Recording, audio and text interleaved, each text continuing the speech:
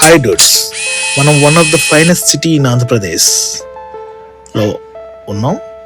ఈ వీడియో చూస్తున్న వాళ్ళు చాలా మందికి తెలిసిపోద్ది నేను ఎక్కడున్నాను అనేది. బట్ తెలియని వాళ్ళ కోసం నెక్స్ట్ ఫ్రేమ్ వెయిట్ చేస్తున్నాను. మనం రాజమండ్రిలో ఉన్నాం. రాజమండ్రిలో ఉన్న కోటిలింగాల రేవు ఆర్ ఘాట్, పుష్కరాల టైంలో కోటిలింగాల ఘాట్ అంటారు. మామూలుగా అయితే కోటిలింగాల రేవు. ఈ ఏరియాకి ఎందుకు ఈ పేరు వచ్చింది అనేది వీడియో ఎండ్లో మీకు చెప్తాను. బట్ గోదావరి ఒడ్డున కోటిలింగేశ్వర స్వామి ఆలయం, చుట్టూ గోదావరి నుంచి వచ్చే స్వచ్ఛమైన గాలి, ఎటు చూసిన బోట్ షికార్లు,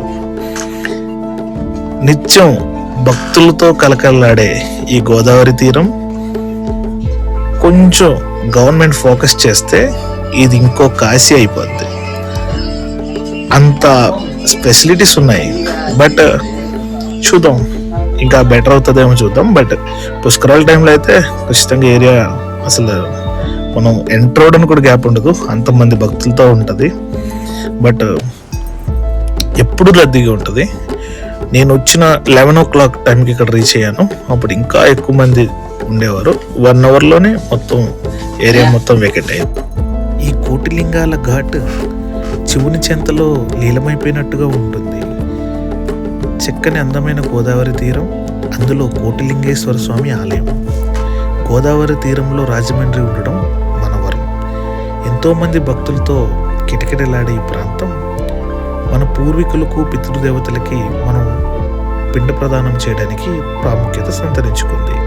అయితే కోటిలింగాల తీరం అని పేరెందుకు వచ్చిందంటే, పూర్వంలో మునులు ఋషులు కోటిలింగాలని శివుని మీద భక్తితో ఇక్కడ ప్రతిష్ఠించారంట.